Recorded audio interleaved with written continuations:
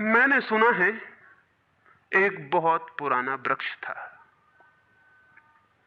आकाश में सम्राट की तरह उसके हाथ फैले हुए थे। उस पर फूल आते थे तो दूर दूर से पक्षी सुगंध लेने आते। उस पर फल लगते थे तो तितलियां उड़ती। उसकी छाया, उसके फैले हाथ, हवाओं में उसका वो खड़ा रूप आकाश में बड़ा सुंदर था। एक छोटा बच्चा उसकी छाया में रोज खेलने आता था। उस बड़े वृक्ष को उस छोटे बच्चे से प्रेम हो गया। बड़ों को छोटों से प्रेम हो सकता है अगर बड़ों को पता ना हो कि हम बड़े हैं। वृक्ष को कोई पता नहीं था कि मैं बड़ा हूं। यह पता सिर्फ आदमी को होता है, इसलिए उसका प्रेम हो गया। अहंकार हमेशा अपने से बड़ों को प्रेम करने की कोशिश करता है। अहंकार हमेशा अपने से बड़ों से संबंध जोड़ता है। प्रेम के लिए कोई बड़ा छोटा नहीं, जो आ जाए उसी से संबंध जुड़ जाता है। वो एक छोटा सा बच्चा खेलता आता था उस वृक्ष के पास। उस वृक्ष का उससे प्रेम हो गया, लेकिन वृक्ष की शाखाएं ऊपर थीं, बच्चा छोटा था, तो वृक्ष अपनी शाखाएं उसके लिए नीचे झुका था ताकि वो फल तोड़ सके, फूल तोड़ सके। प्रेम हमेशा झुकने को राजी है, अहंकार कभी भी झुकने को राजी नहीं। अहंकार के पास जाएंगे तो अहंकार के हाथ और ऊपर उठ जाएंगे ताकि आप उन्हें छू ना सके, क्योंकि जिसे छू लिया जाए वो छोटा आदमी है। जिसे न छुआ जा सके, दूर सिंहासन पर दिल्ली में हो, वो आदमी बड़ा आदमी है। वो वृक्ष के शाखाएं नीचे झुकाती जब वो बच्चा खेलता हुआ आता, और जब बच्चा उसके फूल तोड़ लेता तो वो वृक्ष बहुत खुश होता, उसके प्राण आनंद से भर जाते। प्रेम जब भी कुछ दे पाता है तब खुश हो जाता है। अहंकार जब भी कुछ ले पाता है तभी खुश होता है। फिर वो बच्चा बड़ा होने लगा। वो कभी उसकी छाया में सोता, कभी उसके फल खाता, कभी उसके फूलों का ताज बना के पहनता और जंगल का सम्राट हो जाता है। प्रेम के फूल जिसके पास भी बरसते हैं वही सम्राट हो जाता है, और जहां भी अहंकार गिरता है वहीं सब अंधकार हो जाता है। आदमी दीन और दरिद्र हो जाता है। वो लड़का फूलों का ताज पहनता और नाचता, और वृक्ष बहुत खुश होता, उसके प्राण आनंद से भर जाते, हवाएं सनसनाती और वो गीत गाता है। फिर लड़का और बड़ा हुआ, वो वृक्ष के ऊपर भी चढ़ने लगा, वो उसकी शाखाओं से झूलने भी लगा, वो उसकी शाखाओं पर विश्राम भी करता, और वृक्ष बहुत आनंदित होता। प्रेम आनंदित होता है जब प्रेम किसी के लिए छाया बन जाता है। अहंकार आनंदित होता है जब किसी की छाया छीन लेता है। लेकिन लड़का बड़ा होता चला गया, दिन बढ़ते चले गए। जब लड़का बड़ा हो गया तो उसे और दूसरे काम भी दुनिया में आ गए, महत्वाकांक्षाएं आ गईं, उसे परीक्षाएं पास करनी थी, उसे मित्रों को जीतना था। वो फिर कभी कभी आता, कभी नहीं भी आता, लेकिन वृक्ष उसकी प्रतीक्षा करता कि वो आए, वो आए। उसके सारे प्राण पुकारते कि आओ आओ।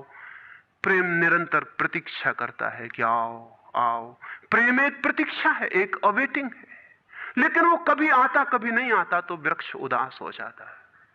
प्रेम की एक ही उदासी है, जब वो बांट नहीं पाता तो उदास हो जाता है, जब वो दे नहीं पाता तो उदास हो जाता है। और प्रेम की एक ही धन्यता है कि जब वो बांट देता है, लुटा देता है, तो आनंदित हो जाता है।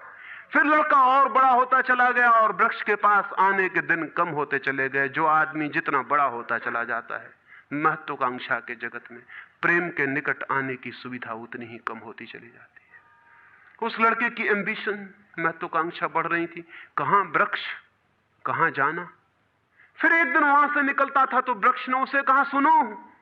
हवाओं में उसकी आवाज गूंजी कि सुनो, तुम आते नहीं, मैं प्रतीक्षा करता हूं, मैं तुम्हारे लिए प्रतीक्षा, राह करता हूं, राह देखता हूं, बाट जोता हूं। उस लड़के ने कहा, क्या है तुम्हारे पास जो मैं आऊं? मुझे रुपए चाहिए। हमेशा अहंकार पूछता है कि क्या है तुम्हारे पास जो मैं आऊं। अहंकार मांगता है कि कुछ हो तो मैं आऊं, ना कुछ हो तो आने की कोई जरूरत नहीं। अहंकार एक प्रयोजन है, एक पर्पस है। प्रयोजन पूरा होता हो तो मैं आऊं, अगर कोई प्रयोजन ना हो तो आने की जरूरत क्या है। और प्रेम निष्प्रयोजन है। प्रेम का कोई प्रयोजन नहीं। प्रेम अपने में ही अपना प्रयोजन है, वो बिल्कुल पर्पसलेस है। वृक्ष तो चौंक गया, उसने कहा कि तुम तभी आओगे जब मैं कुछ तुम्हें दे सकूं। मैं तुम्हें सब दे सकता हूं, क्योंकि प्रेम कुछ भी रोकना नहीं चाहता। जो रोक ले वो प्रेम नहीं है। अहंकार रोकता है, प्रेम तो बेशर्त दे देता। लेकिन रुपए मेरे पास नहीं है। ये रुपए तो सिर्फ आदमी की इजाद है, वृक्षों ने ये बीमारी नहीं पाली है। उस वृक्ष ने कहा इसलिए तो हम इतने आनंदित होते हैं, इतने फूल खिलते हैं, इतने फल लगते हैं, इतनी बड़ी छाया होती है, हम इतना नाचते हैं आकाश में, हम इतने गीत गाते हैं, पक्षी हम पर आते हैं और संगीत का कलरव करते हैं, क्योंकि हमारे पास रुपए नहीं। जिस दिन हमारे पास भी रुपए हो जाएंगे, हम भी आदमी जैसे दीनहीन मंदिरों में बैठ के सुनेंगे कि शांति कैसे पाई जाए, प्रेम कैसा पाया जाए। नहीं नहीं, हमारे पास रुपए नहीं है। तो उसने कहा फिर मैं क्या आऊं तुम्हारे पास, जहां रुपए हैं मुझे वहां जाना पड़ेगा, मुझे रुपयों की जरूरत है। अहंकार रुपया मांगता है, क्योंकि रुपया शक्ति है, अहंकार शक्ति मांगता है। उस वृक्ष ने बहुत सोचा, फिर उसे ख्याल आया तो तुम एक काम करो, मेरे सारे फलों को तोड़ के ले जाओ और बेच दो तो शायद रुपए मिल जाएं। और उस लड़के को भी ख्याल आया, वो चढ़ा और उसने सारे फल तोड़ डाले, कच्चे भी गिरा डाले, शाखाएं भी टूटी, पत्ते भी टूटे। लेकिन वृक्ष बहुत खुश हुआ, बहुत आनंदित हुआ।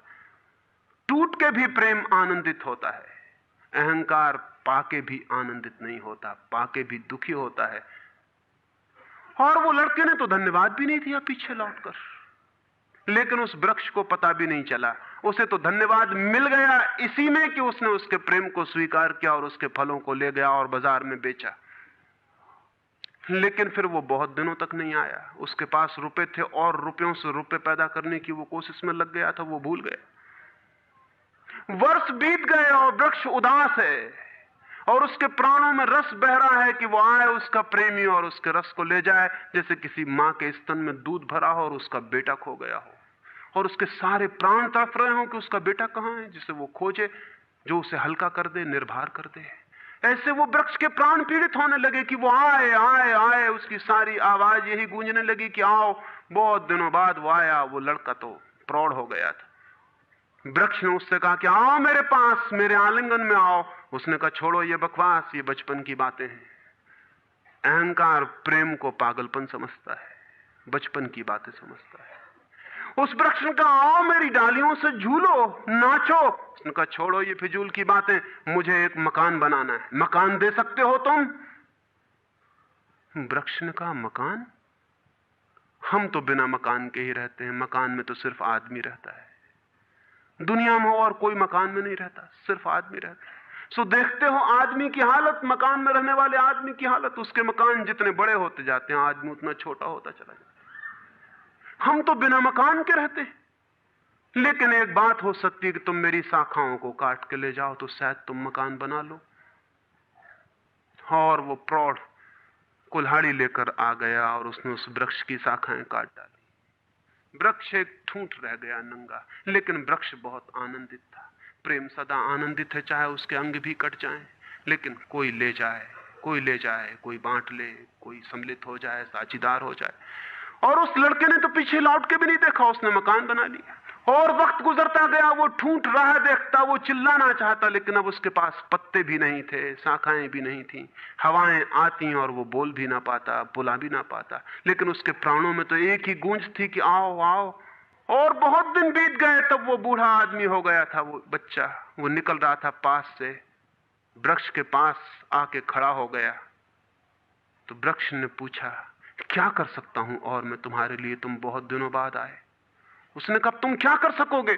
मुझे दूर देश जाना है धन कमाने के लिए, मुझे एक नाव की जरूरत है। तो उसने कहा तुम मुझे और काट लो तो मेरे इस पीड़ से नाव बन जाएगी और मैं बहुत धन्य होऊंगा कि मैं तुम्हारी नाव बन सकूं, तुम्हें दूर देश ले जा सकूं। लेकिन तुम जल्दी लौट आना और सकुशल लौट आना, मैं तुम्हारी प्रतीक्षा करूंगा। और उसने आरे से उस वृक्ष को काट डाला। तब वो एक छोटा सा ठूंठ रह गया और वो दूर यात्रा पर निकल गया। और वो ठूंठ भी प्रतीक्षा करता रहा कि वो आए आए, लेकिन अब उसके पास कुछ भी नहीं देने को। शायद वो नहीं आएगा, क्योंकि अहंकार वहीं आता है जहां कुछ पाने को है। अहंकार वहां नहीं जाता जहां कुछ पाने को नहीं। मैं उस ठूंठ के पास एक रात मेहमान हुआ था, तो वो ठूंठ मुझसे बोला कि वो मेरा मित्र अब तक नहीं आया, और मुझे बड़ी पीड़ा होती, कहीं नाव डूब ना गई हो, कहीं वो भटक ना गया हो, कहीं किसी दूसरे किनारे पर विदेश में कहीं भूल ना गया हो, कहीं वो डूब ना गया हो, कहीं वो समाप्त ना हो गया हो।